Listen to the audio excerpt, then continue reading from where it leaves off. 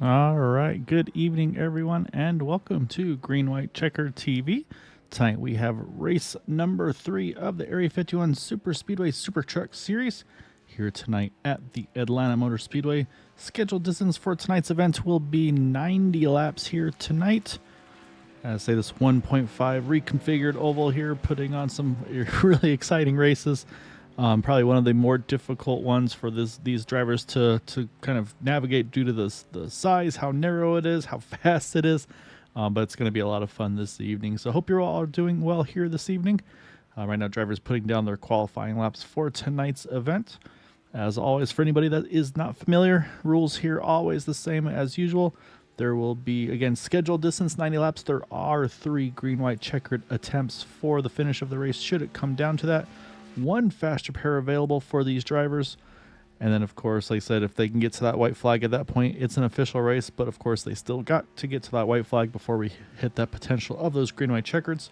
Also, of course, there is to be no passing below that, in this case, yellow line, but in this case, that white and red line, which we'll show later on in the broadcast. So a lot of fun here coming up this evening. And, looking forward to seeing what these guys have in store. Probably, it looks like about 20-ish trucks here taking grid here tonight so far, about 10 of which have put down a lap time at the moment. Also want to thank one more time Boomer for covering for me last week. I say all was well, just kind of was doing a little bit of packing and prepping. Was stepped away for a few days. Try to get out of the heat a little bit out here and just have a little mini vacation, but back ready to have some more fun with everybody here tonight. So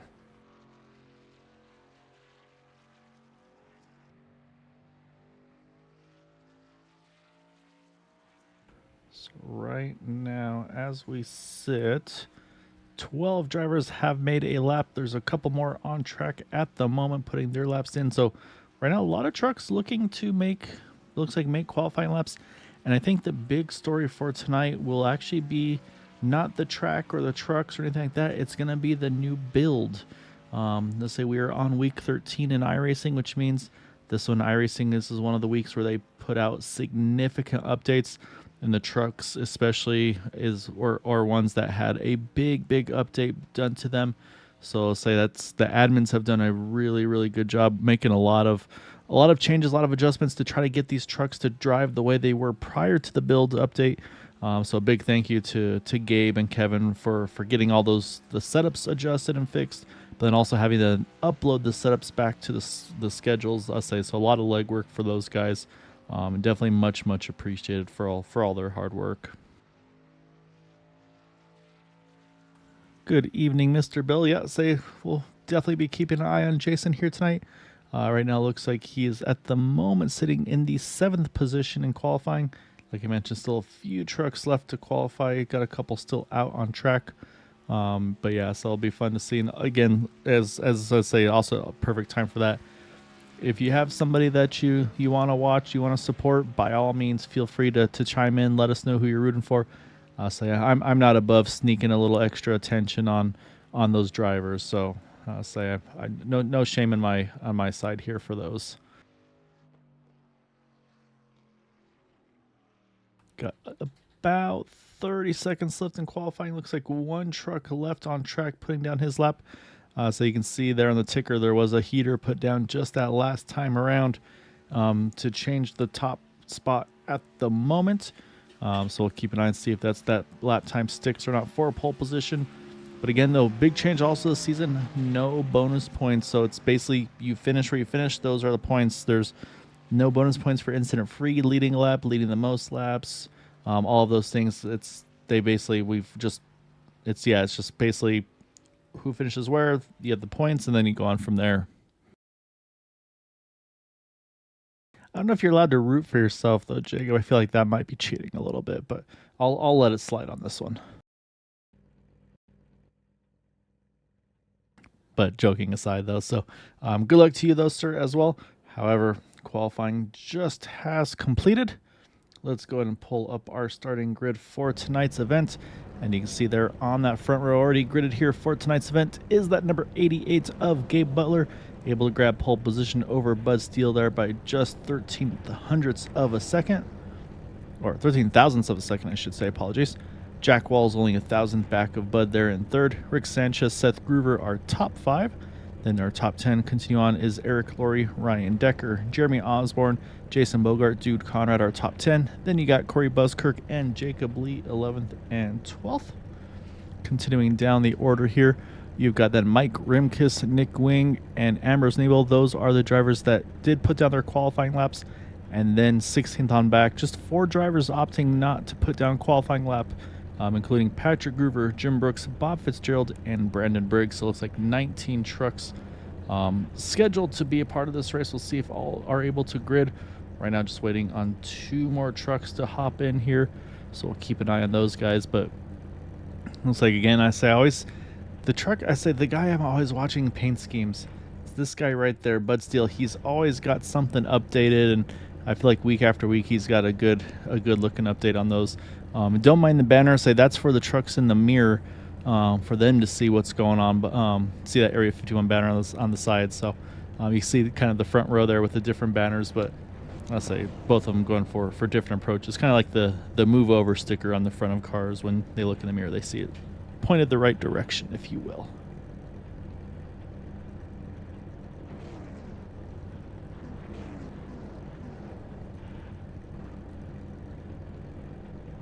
All right, looks like all the drivers have gridded, and we're about to roll out of pit road.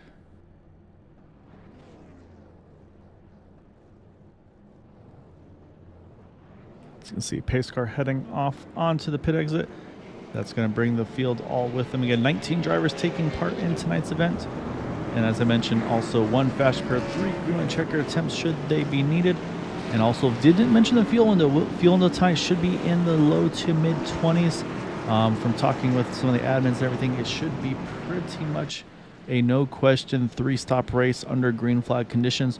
We did go caution free on Thursday night. We'll see if that same is to occur here this evening. Like I said, a big change. Like I said, these trucks had to have some setup updates and everything. So what drivers were probably used to in the past at this track with this truck may not be the same as what it is tonight. So again, a little bit of probably some learning, some adjusting. So it'll be a lot of fun to see here. Then, of course, we always talk about the drivers, the teammates, who's working with one another. I see about 4 trucks over in the Blind Squirrel Group, 3 over in Bootnaka. Jacob League Racing has 2 drivers over there, and then 5 over in Roswell. And unfortunately, a couple solo drivers right now. TW Motorsports, Bob Fitzgerald's on his own. Rick Sanchez also rolling solo in Discord. However, again, a lot of these guys, they'll find some friends. They'll be able to find somebody. So we'll keep an eye on that. We're going to switch it over to our flagman. And again, initial start is on that green flag. And then from there on, leader does have control, but usually they still all go on green. And we are down and away. 90 laps, our scheduled distance here at Atlanta.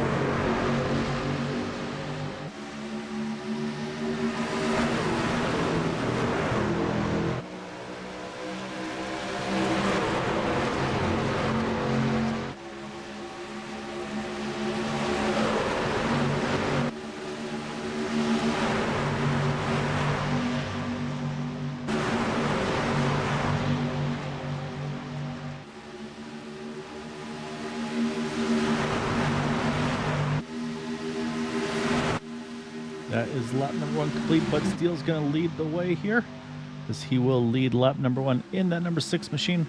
He's got Gabe Butler behind him. Outside, you've got the 5 of Rick Sanchez. He's got the 071 right behind him of Eric Laurie.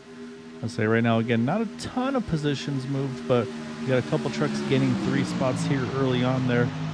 So again, it's going to kind of ebb and flow throughout the course of this. And right now, again, pretty much most trucks are kind of stuck in the spot where they started this race. And also, you will see at times, we just saw there at the 83, you will see trucks kind of duck below that white and red line. That's not, basically, they're not doing that to gain an advantage. In that situation, there's no harm, no foul. They're kind of running that lane to make sure that they give room to those cars on the outside, or trucks in this case, I should say, to the outside. It's basically a safer approach for them to be able to handle. That way, the outside line has a little bit more wiggle room. So, and again, you can see they're just kind of cutting a little bit underneath it, but you can see he's not gaining any sort of advantage. It's just one of those things doing to kind of make sure everything stays safe. And but of course, there's like towards the end of the race when it comes to white, things like that. Again, it's more of the passing under the line was where things are going to be watched. So So for the moment, though, right now, Bud still continues lead. Let's look out that rear bumper, or rear, I should say, cab of that truck.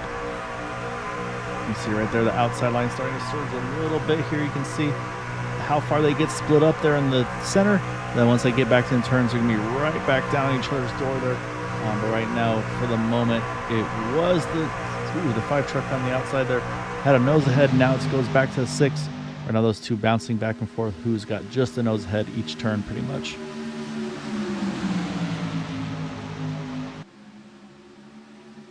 So currently, pretty much the field all 2x2. Right now, the first couple, actually, really only 2 trucks here rolling kind of single file at the moment. Bob Fitzgerald, Patrick Gruber, they've kind of backed it down a little bit just to have a little bit of wiggle room, played a little bit safe here. As I said, Bob now goes back side by side. So pretty much 2 wide here from start to back here. I'm saying again, at this point, there's really not a lot of places you can go if you're further back here. This is where you just, in my mind, you just kind of bide your time, see if you can make a strategy call here. Unfortunately, I tried to pull my brother and get him to race, but unfortunately, this was a build week. I apologize for didn't mention that to you. So yeah, big build week on that one, and so yeah, big updates unfortunately as well. So, however, if you're bored, feel free to hop over in Discord right now. At the moment, rolling solo. I have a feeling Matt will roll in at some point, but if you got nothing better to do, I'd say always enjoy having your. I say the viewers will definitely be rooting for you to be in here. Yeah, but Steele, say he's always the guy you're going for, Jamie, right now. So he's still rolling that pretty much right at the edge of that top spot here. Qualified in second, currently still in the lead ever so often. Again, right now, pretty much the highest climber has been about 3 spots or so. Rick, Eric are 2 that at the moment are up 3. Jeremy Osborne right now in that 41, one of the blind squirrel drivers. He also sits +3 as things bounce around. Now moving up a little bit here is the 51 Jim Brooks. He's up 4 positions at the moment. But again, like I said, you can see though, it's really just kind of which lane surges forward a little bit. So sometimes it'll be +3, then +2, and so on and so forth. But right now, yeah, it's been pretty much 180 mile an hour, just pace laps almost, because right now these guys, again, they're just feeling these trucks out, getting comfortable with everything. And then again, it's going to be a 3 pit stop race. There's no question there. They're not quite halfway through the fuel window here. And that also brings up the next point of this thing, and that's going to be pit strategy. What do you want to do here? Do you want to take 2 tires? Do you want to take 4 tires? Do you do fuel only? Because these trucks will have much more reduced fuel cells compared to some of the other tracks, which means fuel will take a lot less time. And usually you don't want to have to, any longer you're waiting than fuel, you really would rather not. So it really opens the door up for those 2 tire strategies. But this is a track where handling does matter. These trucks will get loose, so we'll have to kind of keep an eye on that as well. So, but right now everybody's kind of just hanging out here. Like I said, it's, I'm sure, really right now behind the wheel very tense, but right now a lot of these guys just kind of staying put. And unfortunately, see the 04 Ambrose Nebel, I believe connectivity issue it looks like for the 04, because he kind of just dropped out abruptly. So we'll keep an eye, see if he's able to either get connected back or rejoin, hopefully. But right now, unfortunately, it leaves us 18 drivers at the moment.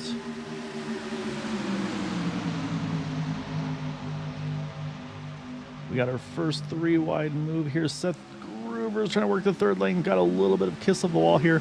Able to get it settled back down there in front of Dude Conrad. Again, we talked about Dude a lot. He's usually one of those part-timers that when he's here, he's always one to keep an eye on. He's in that Yorkville number 8 machine. And then, like we talked about, I have no shame in pulling up the people being talked about. And I say to his inside is that number 48 of Ryan Decker in that Sensi Silverado. And of course, I say at some point in this race, we'll definitely be able to show off some of that Sensi advertising that Caitlin was able to kindly do some donations to us. To, I say you'll see a QR code. You'll be able to put that in there and say get some nice smelling products and support one of our sponsors in here. So definitely thank you to Caitlin for doing that. I'll say I gotta look into that a little bit too, because I say Mother's Day may have passed already, but it's always good to get some brownie points. Hello. Hello, Mr. Favorite Son. How are you, sir? How's it going, least favorite son?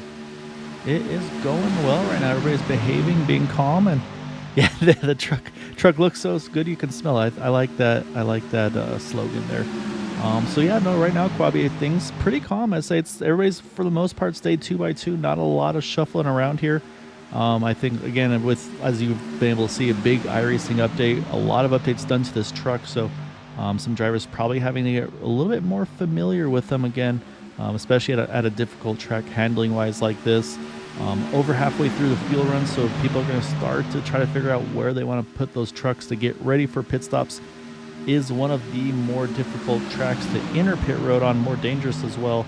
So they do request that you call out your pit entries at this track. So you might be able to hear them. So obviously, I'm not able to do that because otherwise there's going to be way too much chatter on the broadcast, and maybe sometimes chatter you don't want to hear. But yeah, so at some point we'll start to see those things come in, and can tell you Amber's Nabel is back out on track. Unfortunately, whatever happened to him is now put him down 5 laps, unfortunately. But he's back out on track, so definitely love the dedication. Hopefully he'll get some luck to bring himself back into the mix. Yeah, it'll be interesting to see, since this track, these trucks typically breaks out tires a little bit. I think 2 versus 4 tires will have more of an impact than, say, like Talladega or Daytona. Not sure if the update changes how the tires wear. Yeah, it just depends on what the updates did, if they changed any, like, because there's all these settings that they can do on iRacing's end to try to make things more accurate, realistic, and all that. But no, I mean, Atlanta is, of the super speedway type racetracks, is definitely, I'd say, the most abrasive, most handling kind of oriented track out there. And we saw in our Thursday Xfinity race at this track, it was exactly the same thing. The cars really had to work. If you took 2 tires, they were very loose after that pit stop. If you took 2, if you took 4 tires, we saw some of those guys, Rick Sanchez, Matt Wagner, they were just flying through the field as if they had just way more grip and comfort in their cars, I should say. So I'm curious to see if that same situation applies to these trucks. A little separation a little further back. Brendan Briggs, I'm not sure if he maybe had a moment because he's kind of fallen back just a little bit, still safely in the draft. But it looks like he's rolling back a little bit here in that 81. Looks like going to let the 54 by here as well of Patrick Gruber. But right now, a lot of the trick you can see now, Quabi, that second lane starting to fade away here. A lot of these guys starting to try to find their way down to the bottom. You'll probably see some teammates try to work together as well. Maybe try to give an opening to one of their buddies to be ready to not get held out for a pit stop. Yeah, you definitely don't want to be in the upper lane, especially here. There's no real way to get down if you're going into 3. But yeah, if the advantage of 4 tires is significant, could be significant, but would be negated if the field stays packed as it has been. It's finally starting to string out now. And the question is it because of pit stops coming up, or is it because tires? Yeah, and I do think a little bit is definitely the tires. I think some of these trucks are probably starting to get a little looser. I do think the trucks are a little slower than the Xfinity cars, so maybe that little extra drag could be benefiting them. But right now you can see the 5 is just getting cleared, but still that's a huge break for Rick here to be able to sneak in front of the 6 truck, I should say, again, to get them ready. And again, like I said, you're going to probably start to see some drivers be ready to call pit stops, but then also you're going to see some trucks, I think, who are been trying to save fuel here, maybe jump to the top and get ready to make those pit stops a lap or 2 later.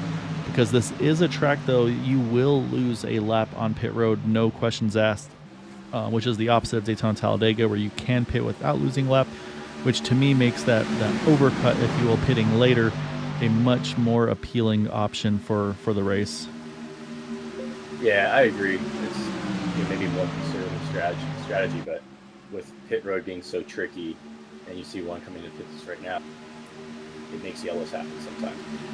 Yeah, Seth Gruber a little early. I really feel like for him in the 32 truck, he's coming to lap 23. So I'm not sure if maybe worse fuel mileage or maybe just decided to try to do something a little different.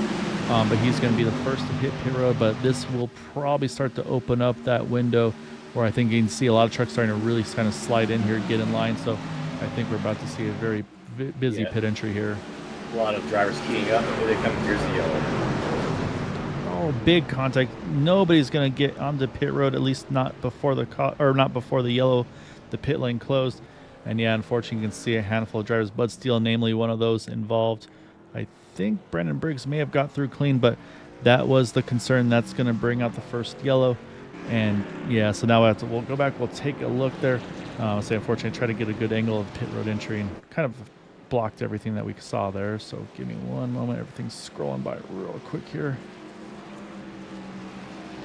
Yeah, that's exactly what you're warning us about. These cars trying to get on pit road, different kind of lines, hard to enter. Yeah, you can see you got 3 really low. Oh yeah, I'll say the issue right there. You see, yeah, dude, Conrad gets in the back of Bud Steele. Bud was trying to get down the pit road, but he was, yeah, I mean, he was about a groove and a half up. That's not a lot you can do there, other than try to just be way out of the way. Oh man, that was a really close call by Nick Wing to sneak by there. Also, Jim Brooks able to pop through as well, and then a little bit of contact there, the 79 and the 83. And we're watching Bob Fitzgerald. Looks like he's just going to sneak through, as well as Brandon Briggs. We will jump back live, though, because pit stops are underway. And it looks like Ryan Decker was one of the first onto his pit stall, but he's going to have a longer pit stop. And I say, again, we talked about some of that contact we saw. There's probably some trucks here that unfortunately got caught up in some of those. The incident got some damage to those trucks. And from what I'm seeing right here, a lot of 4-tire stops. But we'll do, I'll say we talked about it. We got to show off some of our sponsors. So we'll be right back with our sponsor from Sensi.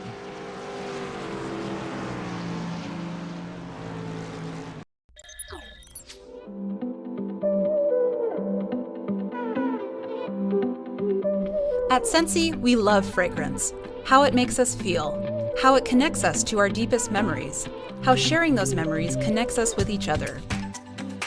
And as it turns out, there's a lot of people who feel the same way and share Sensi's core values of simplicity, authenticity, and generosity. Our beautiful campus in Meridian, Idaho welcomes employees, consultants, and the community year-round. That's why we've grown from selling just warmers and wax to selling a complete line of products, so you can fill your life with fragrance no matter where your day takes you. Whether it's fun partnerships with beloved brands, innovative, high-performing cleaning products, laundry care that smells as good as it works, or personal care products to create your signature scent, Sensi products are made to share. Maybe that's why our culture has always felt like family. We call it Sensi Spirit. It's a feeling of love, acceptance, generosity, and community that we share freely with everyone we meet. And we welcome you to experience it yourself. Like it? Buy the product. Love it? Host a get-together with your friends. Want more? Start your own Sensi business. You can earn amazing trips around the world and rewards. You can work your business whenever and wherever you want, giving you more time for the things and people that matter most. Ask your Sensi consultant for more info.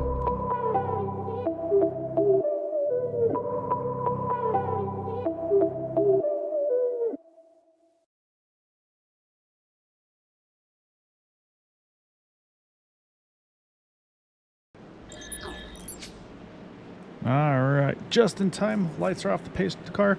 Trucks are lined back up here. So we did have the whole field hit pit road. I believe Ambrose did get one of those laps back, now 4 laps down. Some of the trucks still catching up to the field. We did have some lengthy pit stops as well, but you can see about 3 rows here, double file. Looks like a bunch of single file on back. Not sure on that one. Everybody's trying to get themselves reorganized here, but it's going to be the Blind Squirrels here on the front row. Corey Buskirk over Jeremy Osborne, and then Patrick Gruber there in row 2, as we are back to green here, starting lap number 27 of 90. So I'll say just under a third of the race complete. Still 2 more pit stops scheduled here to go. But unfortunately, a big incident there on that restart, so we'll see how that shakes things up. But I'll say a good start, though, for Corey here. He's going to continue to lead the field here as we get back to green.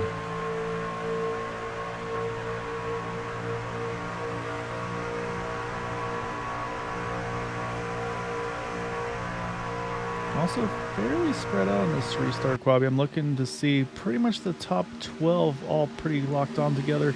However, right here, Bob Fitzgerald's about 9/10 back right now of Eric Laurie. Again, still safely in the window to make it up there. You see Jim, though, I think getting a little antsy. He's going to jump to the top to see if maybe someone would go with him. Nobody does, though, or maybe it's letting Seth be the pusher here. And so they're going to try to get back in line here and work their way back forward. But right now it's just around that 1 second mark. So now starting to close here. But you can see, again, it just looks like a little bit of uncertainty of who wants to go what lane. But we're going to jump back up front because it's looking like 3 wide there for a second. Mike Grimkiss was to the outside next to Patrick Groover. But yeah, right now the ticker's going the right way, though. Now they're within half a second here. Brandon Briggs last time by was actually the fastest truck on track. Unfortunately, though, I'm a little nervous here for Nick Wing here. He's got to try to see if he can pull back up to those guys. He's about 0.8 off. So we'll see if he can get some help maybe from Ambrose right behind him, push themselves back further up there. But right now, though, the Blind Squirrels continuing to lead the way here, that 998 over that 41.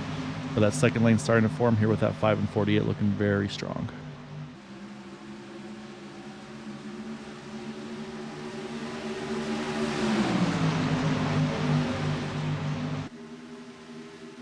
Like Rick will take the point in the 5 as well as the 48 going to clear. The 6 going to clear as well. So good recovery for Bud Steele, already back up into the top 3 after that incident on pit road entry. And again, it's one of those things where it's a very, very difficult pit entry here for these trucks. We talked about it, and if you get your braking marks maybe just a little bit different than others, you could get into the back of somebody else. They could wash your truck up where then somebody behind you is in a bad position.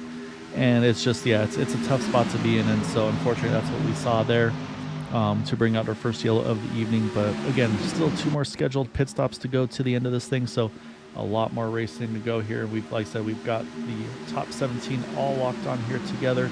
Nick Wing is starting to move back in the right direction. You can see a little bit of some scrapes on that right side. Left side looks nice and clean.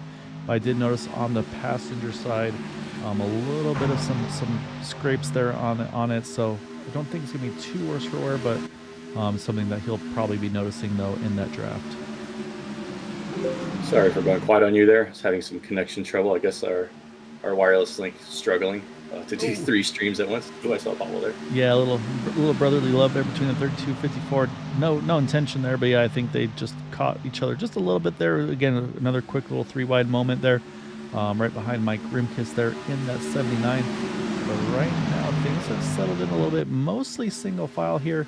Really, the first double file group is right around those Groover brothers. Actually, as I say that, it looks like actually was with the 32 of Seth. Also, you see Jacob Lee. He was popped out. Now he jumps back into line. So right now, pretty much mostly a train right now. Looking like these guys maybe just kind of just settling back in for a little bit at this point in the race. And then also for those caution flag pit stops, most of the field looked to have taken either 4 tires. I'm not sure if anybody took 2 or fuel only. Maybe some of the drivers may be topping off. But the other thing to mention is Seth Groover in the 32 truck. He pitted under green at lap 22. He was trapped a lap down. I believe he did get the wave around, and so that was able to get him back onto the lead lap, but he did not pit, though. So I believe for him, he's going to basically be needing to pit again sooner than the rest of the field. So he's going to be in a bit of a tough spot here, especially right now. Running the outside line, he's going to have a lot more fuel being burned out of that 32. Yeah, outside line, no one really in front of him. He's going to have to come in quite a bit earlier if things don't change. Yeah, no, exactly right. So I feel like at that point, this is where you maybe just want to ride a little bit. But right now, as I saw really close quarters there between him and the 79. But yeah, right now, though, right now, Rick doing a great job. So I'll say Sun doing well here, Belva, in that number 5 machine. Hopefully his luck goes a little better here this evening. Obviously was in the running on Thursday, just didn't quite get the ending he needed. But right now, he and the 48 working very, very well together in those top 2 trucks. Yeah, people are looking pretty patient. I'm surprised that Bud Steele is in 3rd place after that wreck, so he's recovering nicely. I think everyone knows there's still green flag pit stops to make most likely, and you're not really going to gain anything by burning up your stuff right now. Yeah, no, unfortunately, you're not wrong about the commentator's curse. I'd say we've had some bad luck with it, but I'd say it's hard to not comment when someone's doing well. So we'll wait and see. Obviously, still lots of racing to go. I can tell you some of the higher climbers now after the whole sequence. That 988 of Corey Buskirk, he is up 7 positions. Brandon Briggs curling up 10 as he runs in the 81. But yeah, Quabby, you're right, though. Bud's up to 3rd already after that incident. Again, don't know who may or may not have taken the faster pairs in those. But can also tell you, I mean, Dude Conrad, he was also one of those kind of the two that made the initial contacts. Also right now sitting still inside that top 10. So quick recoveries for those two. And haven't commented on yet, but I just saw not a hit, but a flirt with that outside wall. The 81 say if you're on the outside lane, you're running through this dog leg, the outside wall comes up at you very, very quickly, and it's really easy to kind of just catch it either through the middle section at the start finish line or even towards the entry of turn number 1. So that's when you're running the outside line, you have to be extremely cautious not to kind of drift it too wide, especially when you're like Brandon is just locked on behind that truck in front of you. It just kind of gives you a blind entry. So can tell you Ambrose back on pit road. I think he stayed out for that wave round. Unfortunately, didn't get a quick yellow to be able to get back on cycle. So unfortunately, he's going to have to take this pit stop and go back to that 5 laps down. Yeah, Brandon and Seth are working pretty well on the high line. They're slowly creeping towards the front. We'll see if they can get alongside and maybe even clear them. Yeah, I feel like Brandon's just, I mean, he's just been building confidence all season. Obviously, the big win for him last week in this series in the 81 truck. And so, again, I think that's one of those things when you get the win and it just kind of, again, starts to just build more and more confidence. And, again, just you're like, okay, I put myself in a good position. It was able to work out, so I want to keep doing that and kind of learn and adjust. And yeah, so he's been doing a great job this season here early on. Again, still only, again, race number 3, going to have the 12-race season. First 8 races, kind of the regular seasons, if you will, then those final 4 playoff races. So, but yeah, right now, probably like you said, though, these are really the only 2 trucks right now running double file. Everybody else, you can see that train looking out down the back. So right now, like I said, those 2 working very well together here. Yeah, I'm surprised no one's coming up in the top lane to join those 2. But yeah, Seth is side by side with Rick, fighting for the lead. And if they got a 3rd truck, I think it would be a lot easier for them. And yes, and this is where things are going to get a little tricky, a little hairy. You'll most likely see Ambrose either jump to the very, very top or down to the apron. Looks like I saw a late cut to the apron. And so he's just going to let the field slide on by and then get back out on track. So again, just it's unfortunate because let's say he kind of gives up his track position, but again, just the respect being given though by those guys that, hey, oh, contact. Seth's going to do a little bit of off-roading. Hang on to it, though. Let's go back and take a look at that, though. We'll jump back here, take a look and see. I think maybe Seth gets loose. I don't think he was trying to fill that gap.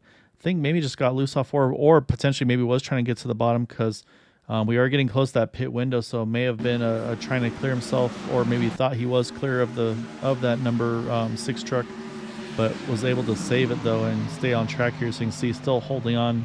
Now back to 15th, but again though, we are now on lap 45. He pitted at 22, so based on those numbers, he's right at that window here once again. And same thing for the rest of the field. Probably in the next 5 or so laps here.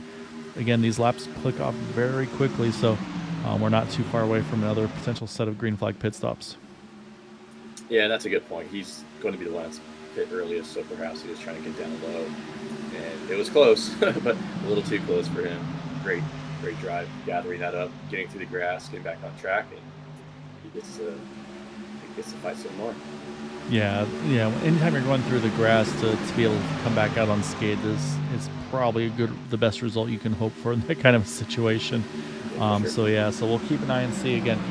He did have a couple laps in a yellow that'll save him a little bit of time. So it's just, again, we'll have to wait and see when he makes that sharp left. But that said, I mean, he's done a pretty good job here. I mean, we're out in lap number 46 now, 47 now, 44 to go. Like I mentioned, just crossing halfway. So the other thing I expect to see is at some point some drivers maybe trying to make that charge further forward. Like you see Jack Walls, he's been kind of peeking to the outside. You see Gabe Butler, I think same thing. I think his timer clicked off, said, okay, time to go here. I did my saving early. Now I want to make that charge. He and Dude Conrad are going to work together, try to work to that outside lane. And I just saw sliding in the background there, Seth Gruber. Can't quite make it to pit road. And he's going to go to the outside of that cone. I think he's going to try to loop back around the right side of it. He might actually wind up getting a safe pit entry doing this. And actually, I think that would cost him less time. So we'll keep an eye and see if that's kind of deemed a clean entry by iRacing. But that actually, again, I think it's usually a 40-second penalty versus maybe losing about 10 seconds there. And here comes our second attempt of green flag pit stops here at the 5, 48, the 6, and the 79. And it looks like clean entries for the lot of them. Looking at Seth Groover as well. He's still on pit road here. And that looks like a lengthier stop than we would want to see. Actually, no, he's rolling now, so That might be good. I think he might be okay. So now, again, we're about to see the whole cycle, and it looks like Brandon Briggs getting ready, 998 coming along with him. The 41 also going to slow it down. Oh, we got Patrick Groover there, all sorts of out of shape. Looks like these four are going to get in clean. I say Patrick looked like he had a bit of a moment there. He's good to go, though, and I think Bob Fitzgerald may have been trying to hit pit road but missed it. So right now, it looks like we're going to potentially have 3 separate groups of pit stops. Looking at pit stop time right now, Quabi, it looks like so far 4 tires for everybody that I've seen hit pit road thus far. Dude's hitting the apron pretty early. Maybe it's safer to do it that way. Yeah, a lot of different. He's a little stack up, but it looks like, again, everybody's in safely here. So some drivers rolling out of pit road. Jack Walls, though, he's going to go once. I say not a surprise here. Jack Walls kind of the fuel saver, but in doing so right now, he's running a lot slower by himself here. So Gabe's going to hit pit road in that number 88. If that was Jack, I think I'd take 2 tires. I think I agree with that idea here. I can tell you a couple did take 2 tires. And that is going to be Nick Wing as well as Jeremy Osborne. They had about 7 to 8 second pit stops versus 14. So we'll keep an eye and see where everybody cycles around. Like I said, everybody's still building speed back up. Right now, Jack is showing as our leader, waiting to see the cycle complete. But right now, I think it might turn to... Looks like Jim Brooks right now is the first out of pit road, but here comes with the head of steam a whole bunch of other trucks. Oh, a lot of contact. Everybody's trying to check up, get lined back up here, but that was very, very close quarter racing. I think there's also some stuff happening down in the backstretch as well. But it looks like cycle-wise we have completed pit stops. Jack Wall's leaving pit road now, and yeah, there you go. Unfortunately, he's off on his own. However, Jack took 4 tires, so I think he couldn't for that time. Yeah, it is 4-tire stop for Jack, about 14, 15 second stop. So the field right now kind of broken up in 2 packs, but really, to me, the big winner on the pit stops are going to be the 5 of Rick Sanchez, the 48 of Ryan Decker, the 6 of Bud Steele. Those drivers, I can say for certain, took 4 tires and are in this main pack here.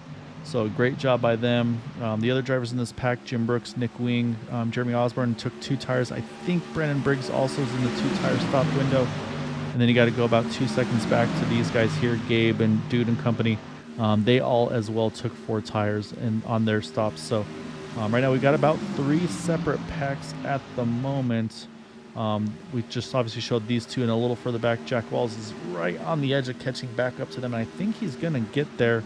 Then unfortunately, though, Jason Bogart had a tough pit road cycle there. He's back with Bob Fitzgerald, Seth and Patrick Groover. I think this is probably a planned strategy to work together here. And then Jacob Lee, I believe, possibly a pit road penalty as he's driving back through pit road on the 21 here, unfortunately. So, unfortunately, that's going to drop Jacob, I believe, right now, just the 1 lap down. But now you can see the field starting to single out here. Again, I think everybody's working on trying to get themselves back together. And, yeah, that's exactly what's happening. Everybody's trying to get themselves sorted back out here. So, what we will do... We'll take a quick break here. We're going to do the side-by-side once more. Again, our shout out our wonderful sponsor, Sensi. So we'll be right back.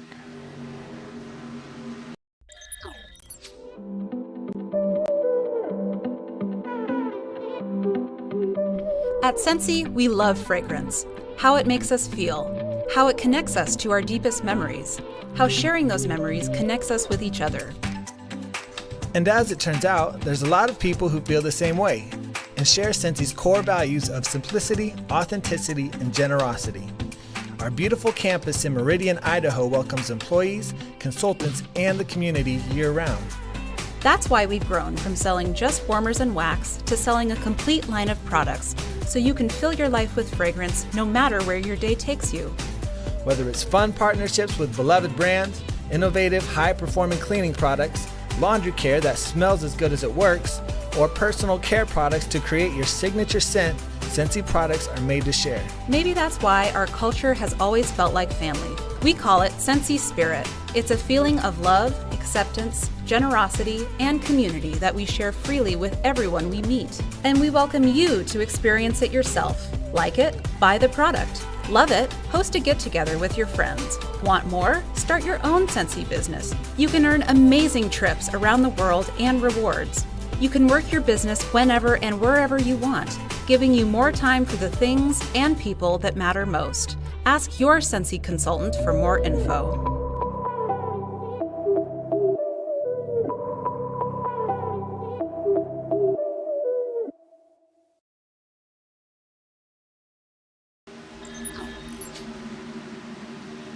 All right, we are back, and see, haven't really missed anything. Up front still continues to be the 5 and the 48 working together here, leading the way.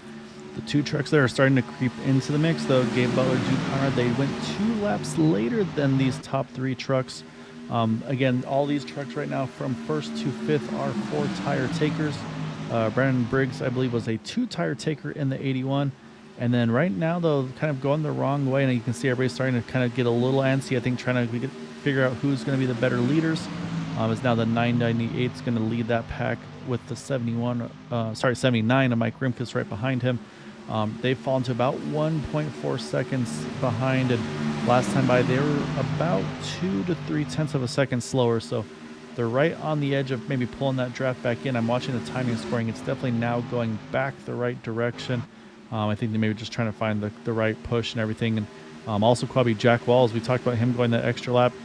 He's back in this mix as well, and so while he had to work hard to get there, he does have 1 lap more fuel than the rest of the field, so maybe a potentially slightly shorter pit stop for the 83 truck can help pay dividends for him. But right now, I think he wants to just do it on his own to get back up there, but he's going to have to find a friend to do so, and right now it looks like everybody's kind of staying committed here to the bottom.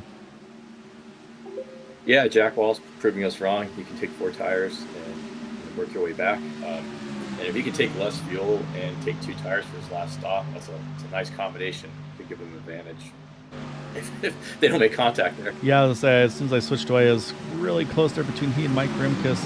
I'll say they've been kind of, like I said, I think Jack's just trying to push himself back up there, but I think right now probably worthwhile for him just to try to get lined up and work the draft together with the 4 of the trucks instead of these guys going 2 by 2. I say almost at times, like I said, it looks like they're squeezing each other. The ones that I'm also again a little worried about going the wrong way are these 3 trucks here that took 2 tires. Jim Brooks, Nick Wing, Jeremy Osborne, they're starting to drift a little bit off the back of them as well. So not what they were hoping for. That's also bringing Ambrose Nebel. I think, yeah, he's creeping into the mix. And unfortunately, the ones that really got the hurt out of this one the most are these 2 here, Bob Fitzgerald and Jason Bogart. Right now, they are about, trying to see where they are, about a half a lap behind. Then you got the Groover brothers right now. They're kind of rolling on themselves as well here. Just same thing, right on the edge of being lapped right now, because here they are coming down the backstretch.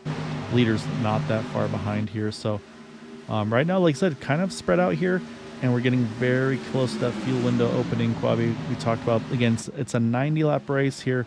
We've got 26 to go here at the line. So really the window, I'd say, opens safely with probably about 22, 23 to go.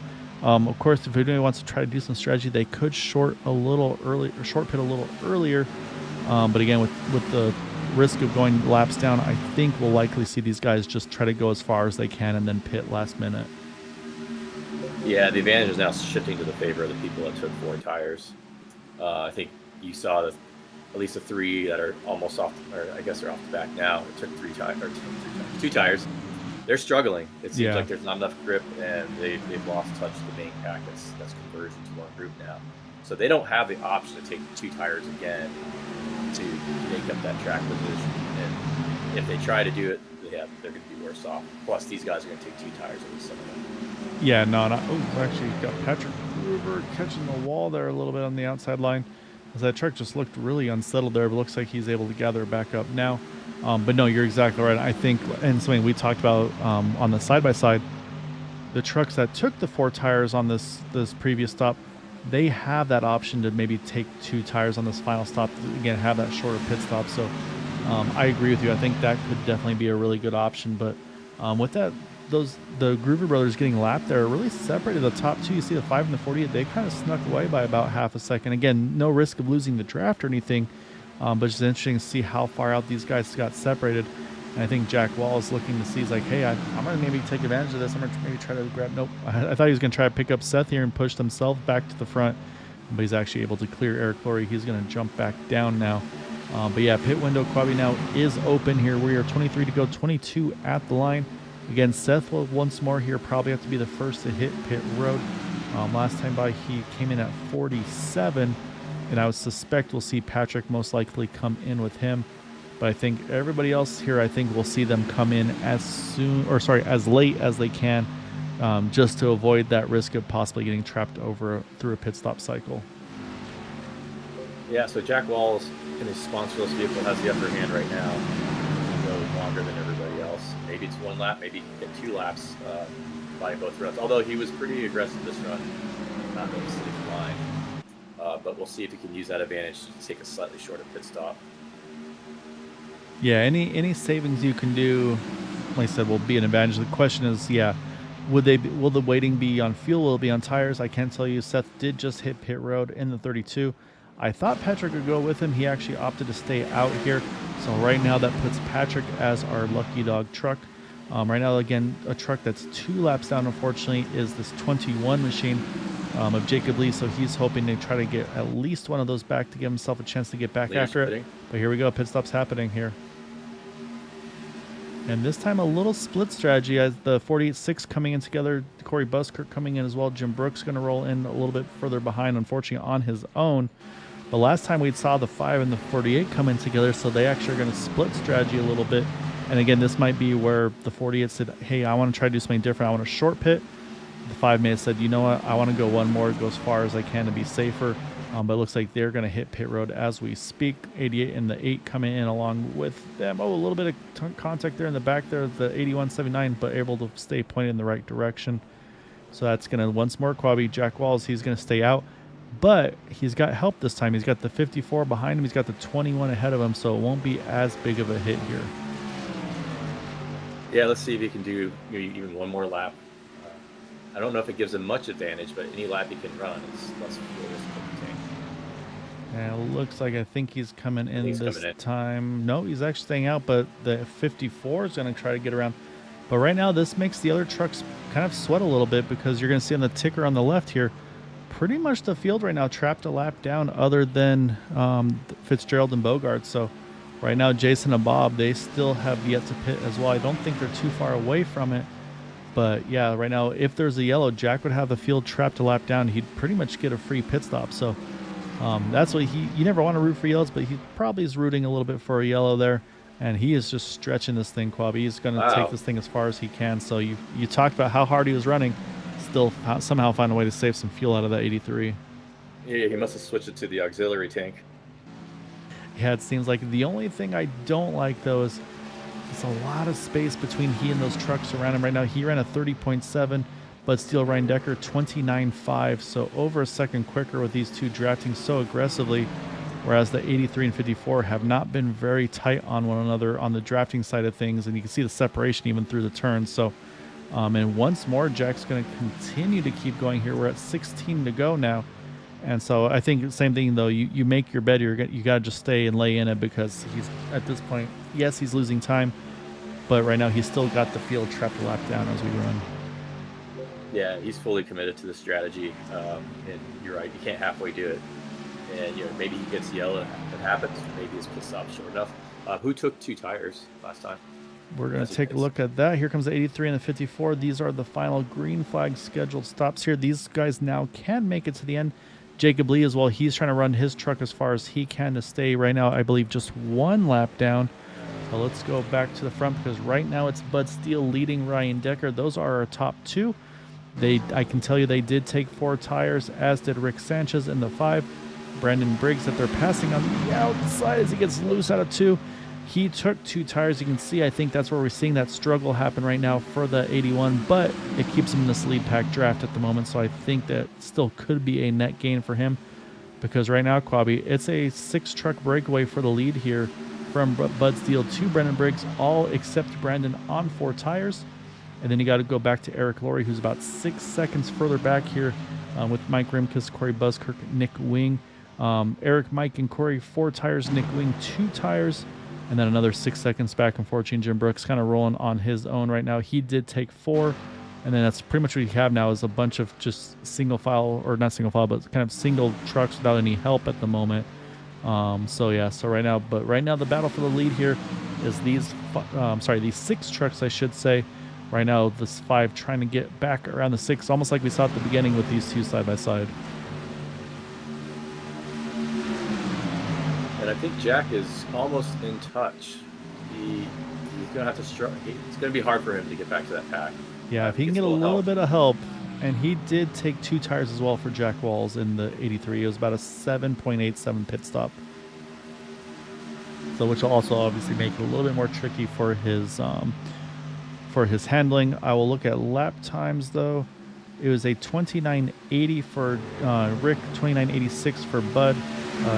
Jack Walls was a 29.92, so he's still right there on the edge. What he needs is actually what's happening right now.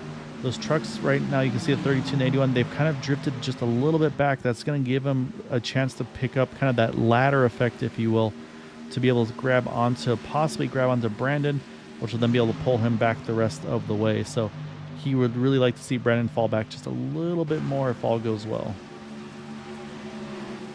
Yeah, he's agonizingly close. I think they're going side by side. He still has a chance, but he has to push the pedal through the floor. Yeah, and he also wants that 54 to get a little bit tighter on him as well to give him a chance to get up there. Our lucky dog battle right now, it's the Groover brothers are the first 2 1 lap down. So right now Seth has it. Patrick would be next in line to get it. But that's also, I think, potentially... No, actually, I'm sorry. That's Ambrose Nebel. They're working on catching. And I think you'll see probably Ambrose again. He'll either drop to the top or bottom. Yep, straight to the bottom. Oh, we got trucks crashing. Caution is out. Bob Fitzgerald and Jason Boger, I think, were the 2 involved. And yeah, that center punched nose of the 10 definitely tells the tale that he was involved in it. And unfortunately, you can see Bob there in the backstretch. But I think for Jason, we'll wait and see, because you can see he's trying to work his way back around. I think he was actually ahead of the leaders at the time of the yellows. They trying to get themselves situated, a little bit of close quarter there. So caution is out, though. Let's go back and take a look here, as I believe it was, like I said, I believe Jason and Bob were, I think they were honestly trying to work together. I think they just got a little bit off-centered with one another, which, again, very easy to do. And I think actually may have been a miscue with them trying to get, there you go. Bob caught the outside wall, trying to get out of the way. And then actually Jason, nothing he could do, nothing he did wrong, just those 2 got caught together. And that's a scary spot to be for the leaders, because here you are going for the win of this race. And you got trucks spinning right in front of you. Look at Gabe just sneaking underneath there. And everybody else looks like able to get through unscathed. So that is a huge saving grace for the field all the way back to, actually, it looks like the 10 as well, like we just mentioned. He did stay on the tail end the lead lap there. And strategy, Quabi, it's coming in. There goes Seth Groover. He is going to be our wave around. He's back onto the lead lap. The leaders stay out. However, 6 on back, they do hit pit road here. And so a few drivers that opted to stay out as well that were not in that main pack. Mike Rimkus, Jim Brooks. So they're going to gain a bunch of track position here doing this strategy. And they did have 4 tires, so their tires won't be completely ruined or anything like that. So good potential for those guys. However, the fresh tires are going to go to these guys right here, the 88, the 8, the 83 and company. So this 6-truck battle, I should say, for lead is now turned into, I believe, a 15-truck battle for the win of this race. And hats off to Jason Bogart for that save. He got hit hard, saved it, and now he's on the lead lap. And actually, I believe he stayed out as well. So he's going to, same thing, tail into the lead lap pretty much. And now he's jumped all the way up into the 7th position. Again, you can see a little bit of a center punch on the nose. But again, it's a very, very drafting oriented track. So like nose damage to me if you're in the draft, you're probably okay. He might not be a great leading truck, but I think he's going to still be in a great position here as well, though, in that 10 truck. So I saw earlier there's 8 people rooting for Jason. Well, those 8 people hopefully feeling a little better because he's now in that top 10, as we're going to have a restart here, I believe, with 7 laps to go, as we should get the one to go, I believe, this time. But yes, we indeed do. So we're going to restart this race, Quabi, with 7 to go. It's going to be Bud Steele inside, Rick Sanchez outside. Then you got Ryan Decker, Mike Rimkus, Jim Brooks now up into row number 3. Jeremy Osborne there next to him. And then the drivers that did take tires, the first of which is going to be Gabe Butler. He'll be outside of Jason Bogart. He'll be sitting in 8th. So remember we talked about everybody playing nice, running 2x2 most of the time? I think that's gone. Yeah, I think it's not a bad strategy to stay out. Tires probably don't work super bad, but I think if any car stayed out that took 2 tires in the last stop, they're going to regret it. So I'm not sure if there's anyone that gets that. Yeah, I think right now everybody's good. Everybody's got 4 on them now. One of the drivers we did talk about that did take 2 earlier was Brandon Briggs. He's unfortunately a fair bit further back now on the track. I think he also had some damage repairs done, as you see Seth Groover there. Still makes a little contact. I think he was trying to hustle up to the field, maybe a little too quick there. So didn't mean to catch that one, Seth. Apologies. Yeah, so he'll be okay. He's probably going to catch his breath a little bit there. But yeah, so Brandon did lose track position, but yeah, he's also got basically the 4 tires. So I think right now everybody's on 4 fresh-ish tires, but there's about a 10 to 11 lap window on how fresh they are. But up front, though, it's going to be Bud Steele leading the field back to green. He is our control truck. As we grab a gear, we are back underway at a great start. Though, look at that 5 truck, almost like I wonder if he was maybe using a different gear than the rest of the field. Typically, a lot of these trucks will leave in second gear. The way that 5 truck ramped off of the gates there almost looked like maybe it was a first gear pull for him. The problem was drivers around him weren't ready for us, so we've got a 3 truck breakaway on the inside line. Jim Brooks, Ryan Decker, Bud Steele leading the way. They will all clear. And now we see, though, do they stay committed to each other here, Quabi, or do we see somebody say, you know what, I can jump up, I could be the lead of the outside lane. So we'll have to keep an eye and see, because right now that second lane's starting to push pretty hard on the outside. And I also saw third lane starting to form. Eric Laurie caught the outside wall, though. Everybody's starting to get really antsy here. It's a tough track for 3 lanes, but it's inevitable. Yeah, I mean, at this point, if you've got the fresher tires, you want to use them. He's also, look at the 10 truck. Jason Bogart, he's now working the top 5, trying to get up to the 4th position. Again, he's got that crumpled in nose, but again, he's got plenty of trucks breaking draft ahead of him. So also Jude Conrad creeping up here, as we've got 5 more to go here at Atlanta. Yeah, contact. It's gonna be intense. Just a spin. So far, everybody's staying pointed in the right direction. They have 4180. That's good. There's the caution. They're bouncing off each other, and unfortunately, at one point, they just got enough uncentered. We just saw Gabe Butler, Jeremy Osborne. They got hooked together. That brings the caution back out. This will put us into either an official or unofficial green-white checkered finish. So now these guys are going to have to rack them up and do it all over again. But man, that was a wreck for about, I don't know, a full set of turns there, it looked like. So we'll focus back on Gabe in the 88.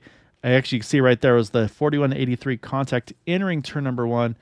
Jack does a great job of holding onto his truck. You'll see the second contact right there, which pushes the 41 up into Gabe. Gabe sees it coming. He drifts up into the wall, but unfortunately, you could still see the 41 was just almost drifting that truck. And then from here, just couldn't quite get it gathered back up, and so they just kind of, again, start to bounce back off of each other. And then finally, at some point, right there, you can see the 41 just gets so pushed over, angled. And then at that point, there's just nothing either of them can do, and they just kind of get hooked together and loop around. So, again, no intent or anything like that. Just unfortunate contact there with everybody racing so hard there for the end. And I can tell you some trucks that were involved will jump back live. Jack Walls, he is hitting pit road because, yeah, look at that, Quabi. He's missing that right front fender. So we talked about the updated damage models for these trucks. So that's a little bit more important. I think that's going to really affect Aero. So he's going to hit pit road. We'll see that fast repair go. Eric Laurie, probably same situation here. That truck's going to get a fast repair. Gabe Butler as well. You'll see that truck go nice and shiny. And that's their one fast right now. We know exactly what they've got. Looks like Jeremy Osborne, he's going to opt to, I believe, fix his truck with, well, actually, no, it's a quick stop. I think he may have done his fast repair as well, so they're going to come out together. So now, remember the 648, 51 Quabi, they were all lined up nose to tail on that previous restart, but now they're going to have to be split up here. The 6, the 48, the 51, they'll be inside, outside, inside. Will they try to coordinate this restart with each other? I do think that Bud's probably going to have a different approach for the restart. Last one, he almost lost the first position. If Rick decided to change down, he would have been second. So I think if Bud didn't use first gear, maybe he'd be tempted to, or at least he'll get a better jump. Yeah, I'll have to keep an eye on. Good evening, Mama Groover. I can tell you, though, I'll say it's been a tough night for your boys, but they are both now back onto the lead lap with that caution. So both have a chance at this one. Now Seth is up into the 9th spot. Patrick is 16th at the moment. But again, though, still, we're going to have a green-white checker, like I mentioned. But you never know. Like I said, there's still a chance that we might get to all three potentially. And to bring that up now, of course, if a caution comes out before these trucks take the white flag, they will rack it up and do it up to those 3 times. Like I said, I believe this is going to be attempt number 1 officially, which means there'll be 2 more times available afterwards. However, on that 3rd and final attempt, if their caution comes out before that white flag flies, field will be frozen at the time of yellow, and that will be our final result. So if they can get to the white flag at that point, it's an official race. It's who can get back to the line first. I'll say within reason. Obviously, if there's any shenanigans, it'll be up to admins to get that squared away.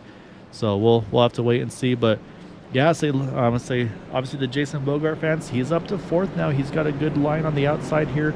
We've seen the outside have great momentum, Quabi. So, and also tire wise, right now the best on the new tires is that number 8, I should say, of Dude Conrad on the outside.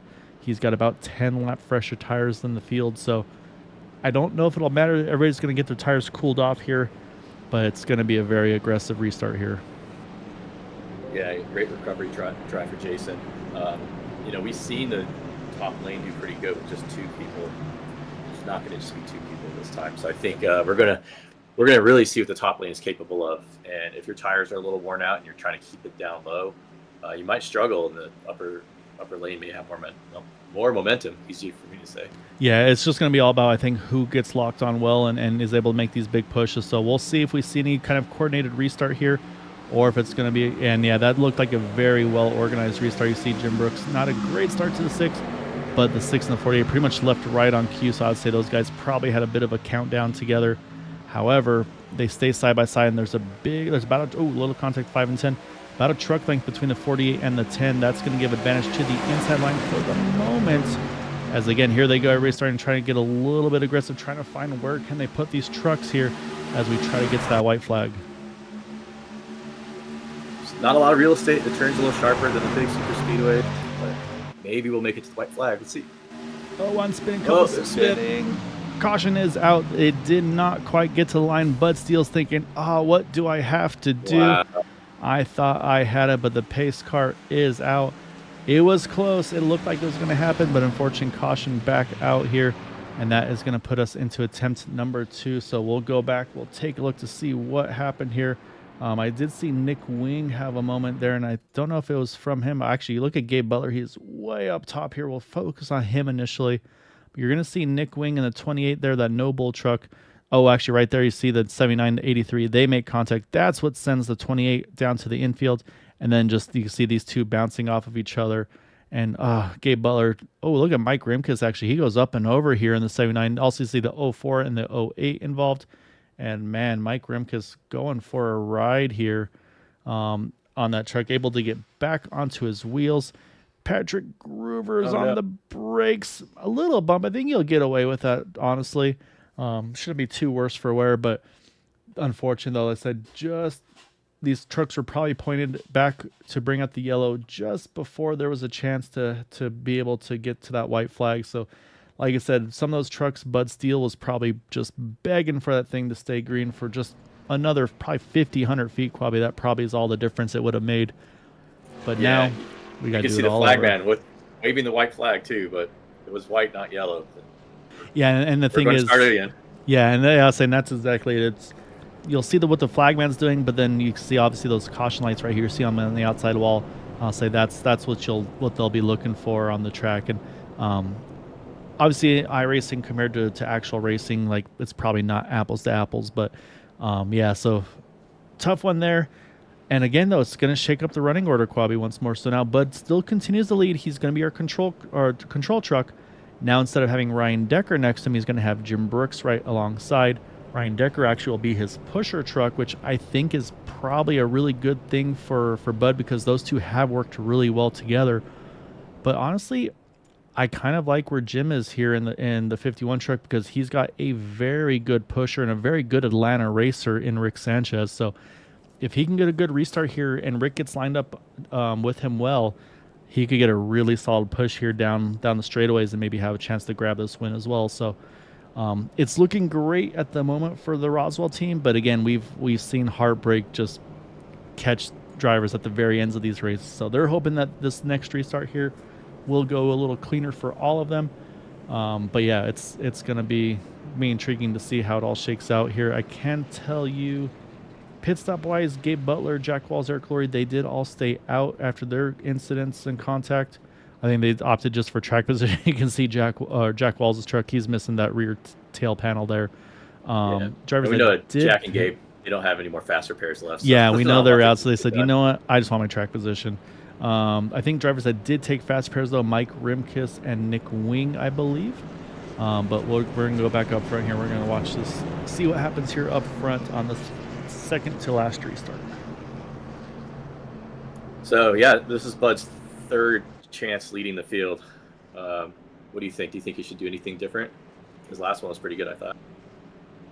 Yeah, and the thing is, I think you still probably want to wait for it to go green, because you want to keep everybody bunched together. The thing is, if you get too big a restart in these plate races, they're gonna pull back onto you and then have a good head of momentum. So I think for Bud's sake, I think you just got to wait as long as you can. I think right now, like I said, I think his biggest concern is probably that 5 truck to his outside quarter panel behind the 51. I think right now, it said Rick, I think, is going to be the one that could propel the outside lane to the win.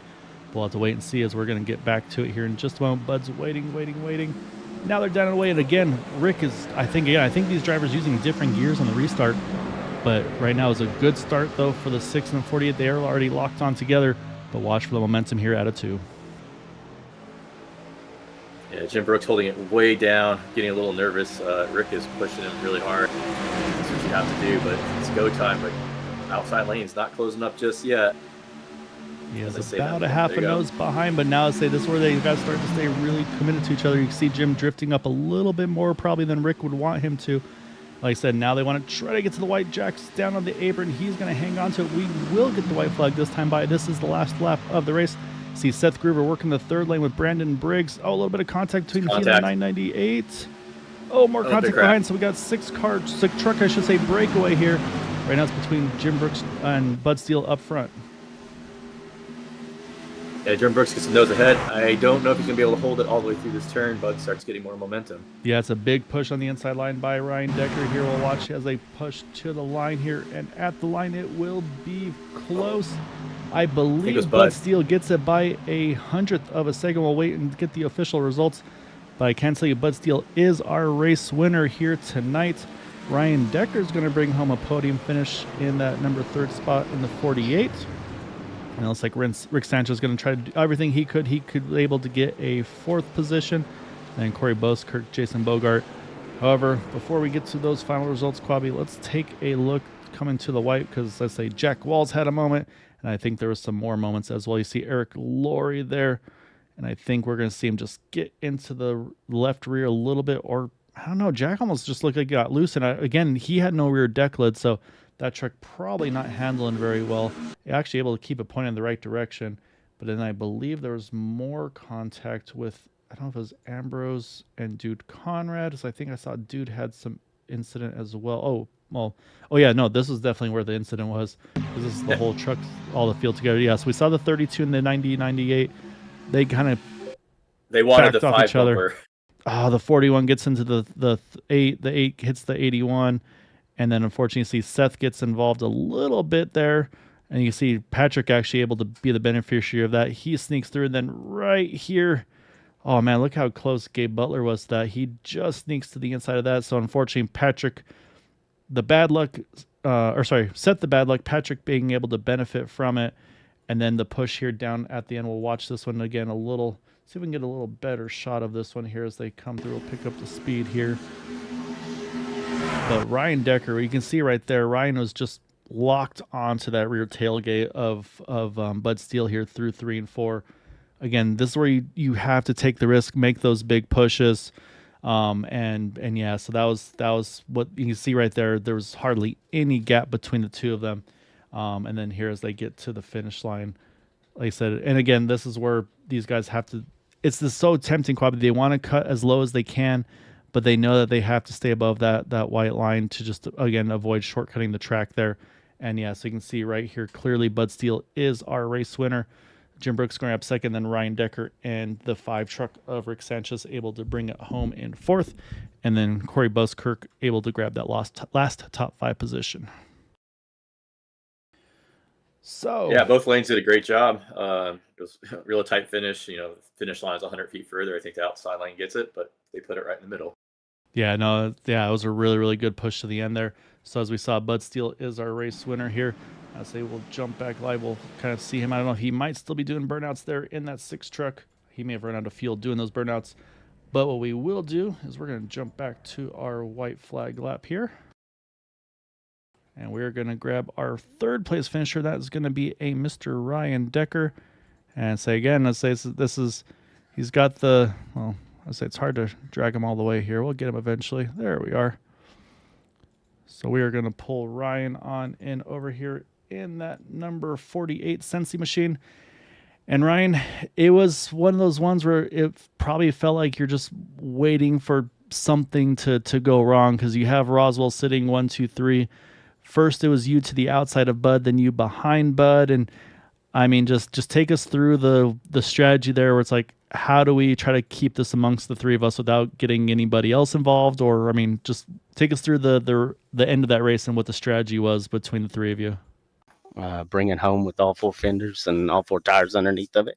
But I mean, we were hoping for 1, 2, 3. I mean, Richard was there, Jason was there, and those guys they're just as hungry as we are for a win. So I mean, we just I told them that first restart, them 2 stay together and I'll control the this high lane.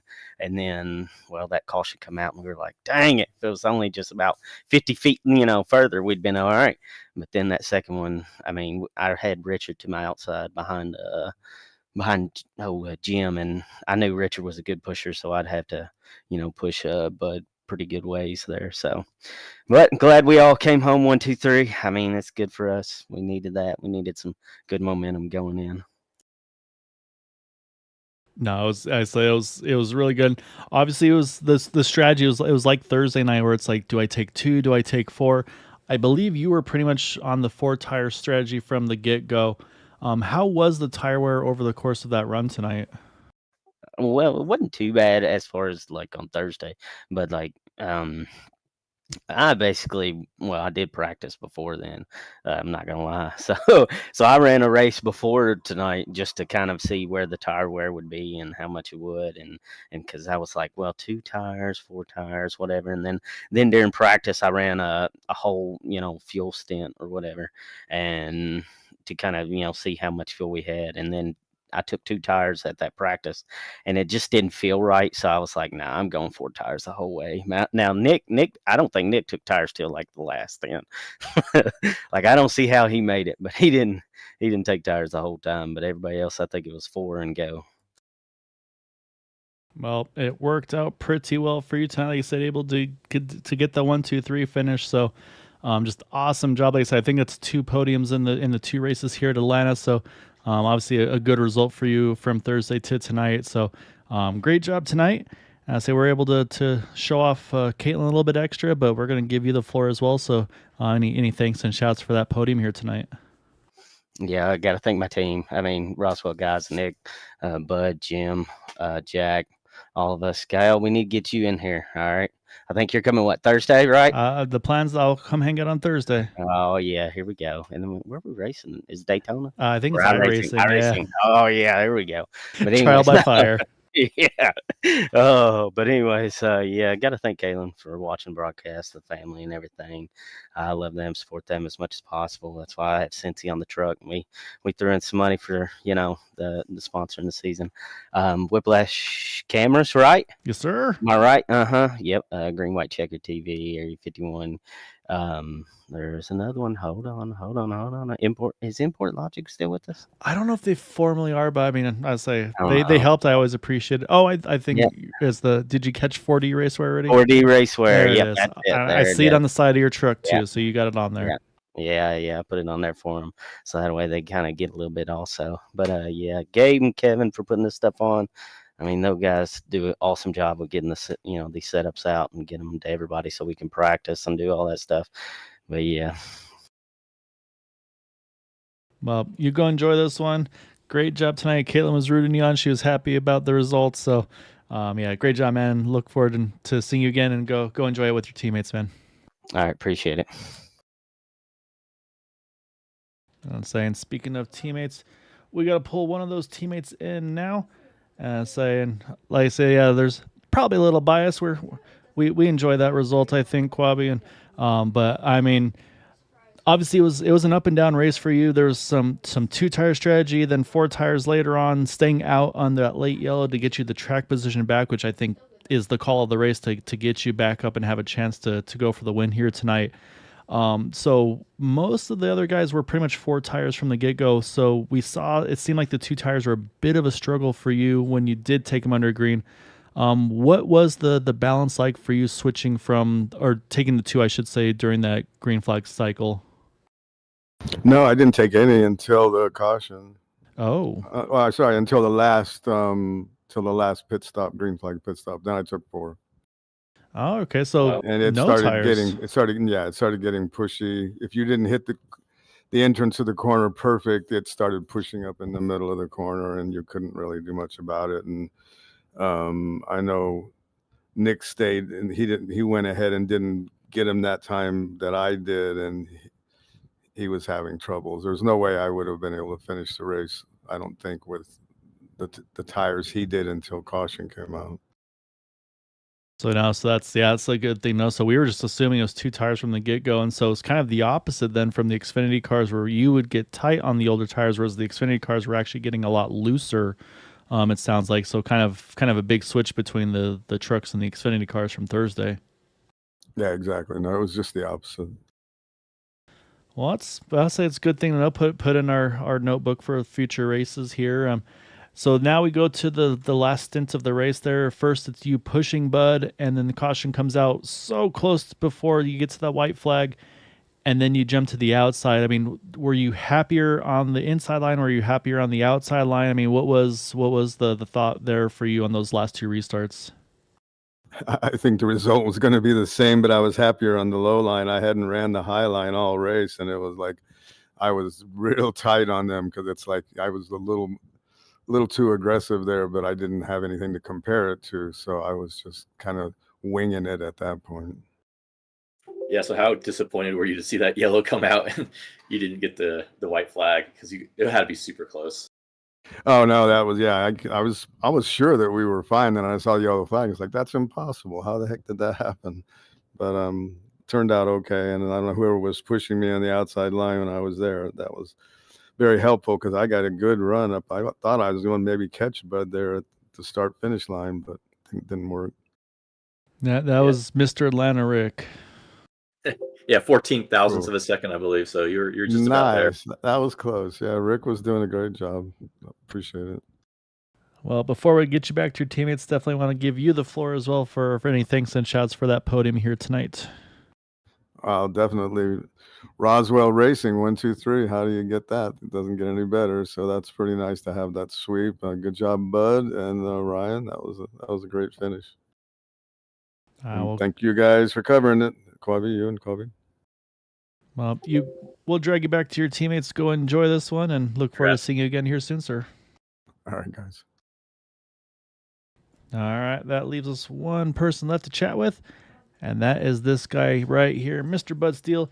And saying he's always, I talked about at the beginning, Quabby, he's always got fun paint schemes on there. And so I say he's got one more here tonight. I believe that's ELO, if my reading is correct. And I say it's been a while since I've listened to them, but you've always had some original paint schemes, and you've got a happy viewer as well, because every week, one of our viewers, Jamie, he always picks you week in and week out, and he said, I knew it was going to pay off one of these days. And so, but man, it was an eventful one for you tonight as well, involved in that early wreck under the green flag pit stop cycle. But then really you got that track position back super quickly, and then from there you pretty much try to hold that top 5 or so all the way through to the end. I mean, take us through the first pit stop, and then from there, obviously, then just the working to get back to the front and hold onto that front. Well, I imagine everybody saw what happened at the first pit stop there. You have to slow down on track a bit to enter the pits there, and some people don't realize that. But wow, I just want to thank the team. Wow, finally came together. 1, 2, 3. Amazing. Really wanted to try to get Ryan the win, but the way those restarts were, you know, I'm glad he was where he was, but it was, yeah, trying to stay up front, uh, trying to stay clean, good pit stops, and sticking together as best we could. Uh, but your dad, Jim, and Ryan, Jack had a little bad luck. Nick had some bad luck. I think he hit me and got some damage on that pit stop issue there, but had a good night. Hey, bud. So you led the restart 3 times. Were you changing your approach any of those times? I'm sure that last restart you wish didn't have to happen, but Well, I told the guys I couldn't believe how much I was sweating. So, um, we talked about maybe going early, but then we thought no, they'll line up, get a run. But we just reminded each other first gear, so we'd get a good jump, and you're not in first gear long, like bam, and you're shifting. So, but it definitely helps to start first. But just tried to get a good start on the green, and hope nobody else got a run, and came around the outside. Yeah, so you were able to work those restarts to perfection. Yeah, you're spot on. Where I was watching those restarts, and yeah, it seemed like there was a couple trucks that would get a big jump off the initial kick, and yeah, I think that was that first gear versus second gear that we saw a few different drivers doing, and yeah, it was amazing how much of a difference it did make on those. But like I said, it's a risk versus reward, because it works out real well, but it's a really quick shift to be able to get there to do it. So Oh yeah. but no, I mean, a great job, like I said, tonight with you and the team able to lock out the podium. That's always one of those really fun feather in the cap to have That's as great. well. So before we let you go and celebrate with everybody, we definitely want to give you the floor for any thanks and shouts for that win tonight. Well, yeah, definitely want to thank all the teammates and everybody there at Green White Checker. Look forward to maybe seeing you Thursday on track. That'll be cool. Yes, sir, that's the plan. And want to thank my lovely wife. I think she's probably watching. And definitely want to thank Jeff Lynn and ELO for hanging in all these years. And any of the young people out there listening or watching, um, pull up ELO at Wembley Stadium 2017, and you'll see what ELO was all about. And Jeff's still hanging in there. He's a hell of a genius to write, score, uh, orchestrate all that good music. So check him out. Well, so and I'll say there's there's talents, especially when you can wind up in Wembley. So that tells There enough you right off go. the bat there for me. I didn't know that place is so huge. It is huge. It's Wow. massive. Yeah, it is. But thanks a lot, Gael. Quabi, good to talk to you. I'll say he might be Yeah, the lucky congrats. charm. We'll have to start dragging him in more for you guys. Oh, hell yeah. Big spot. But no, great job tonight, bud. As like I say, Thanks. go enjoy this one with the wife, and look forward to seeing you again here on track soon, Yeah. man. Yeah. Hope everybody's doing well. All right, that is our race winner, Mr. Bud Steele.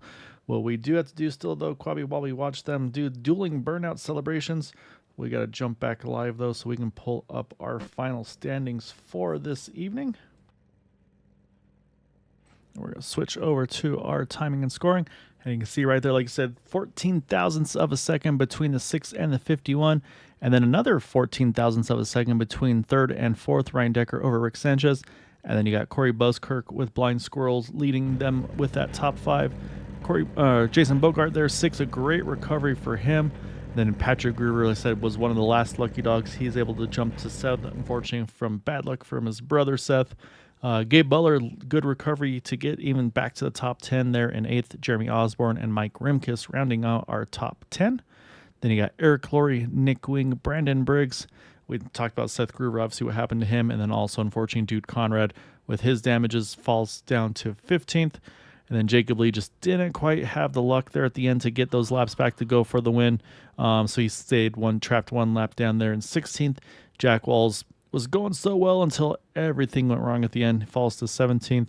And then unfortunately, Ambrose Nabel, we talked about his connectivity issues. Just unfortunately, were too much to come back from. But again, props to him sticking out throughout the race. Unfortunately, still winds up 18th. But his bad luck, also a little worse for Bob Fitzgerald, winds up last in the 19th position there in the 08 machine. So that is Atlanta here for us tonight, Quabi. So I appreciate you hopping on doing this one here. We'll be back on Tuesday night. IndyCar's back from their 2-week break. We will be at Indianapolis Motor Speedway. So they kind of gave those guys a little bit of a break to get de-Indied out, because obviously the actual 500, then the iRacing 500, and they probably need a little bit of break between those. So we'll be back on Tuesday night, and then Thursday we'll be back to Super Speedways at iRacing Super Speedway, and then 1 week's time here as well, also be back at iRacing. So appreciate you hopping on, Quabi. Say sorry you weren't able to quite get on track to race with them, but selfishly, really glad to have you in the booth. It was fun to do this with you, and like I said, you might be the Roswell Lucky Charms guys. So we'll have to see, maybe pulling you in here more in the future, or they'll probably try to pull you in here more in the future. Yeah, I'll happy to jump on. So before we sign off, what's your strategy for Thursday? I am probably going to be rolling in the back, trying to keep that car in good shape, because I say I've already had Boomer and Matt in it, and I'm a little worried what kind of shape it's in. So I mean, you know me, I like to ride in the back and then make moves late. But honestly, it's going to be shaking a lot of rust off. I haven't run iRacing in probably 6 months or something. So that's going to be definitely a big trial by fire. I'm looking forward to it. Like I really look forward to kind of getting back to kind of not meeting the drivers, but kind of getting to interact with them in a different way again. And that's my goal, is I want to kind of bounce around. So like this first race, I'll hang out with the family and everybody in Roswell. And then I'm going to jump around. I think my next one is going to probably, if they'll have me, probably with the Blind Squirrels, and then kind of keep moseying around. Just to get to know all the drivers a little bit better. I think it's just going to make it all the more fun. So I'm excited for it, a little nervous about it, I won't lie, but I know the guys and the drivers will be. Everybody's been kind of giving me a hard time about it, so I know that they're excited for it. So it's going to be a lot of fun.